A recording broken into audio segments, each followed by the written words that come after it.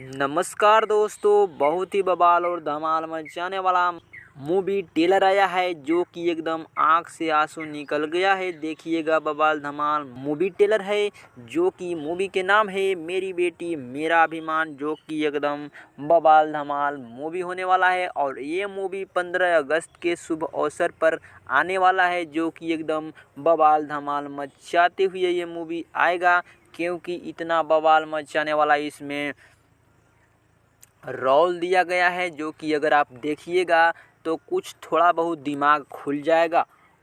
और पैसा कमाने का एक ट्रिक हम बता रहे हैं, जो कि टेलीग्राम का लिंक डिस्क्रिप्शन में है, ज्वाइन कर लीजिएगा। ऑनलाइन पैसा कैसे कमाना है सब कुछ हम बताएंगे टेलीग्राम के माध्यम से, तो टेलीग्राम जरूर ज्वाइन कीजिएगा।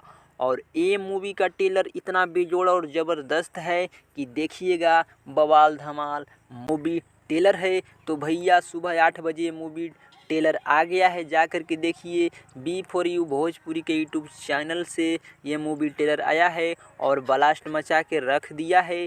मिलते हैं अगले नेक्स्ट वीडियो में, तब तक चैनल को सब्सक्राइब कर लीजिए।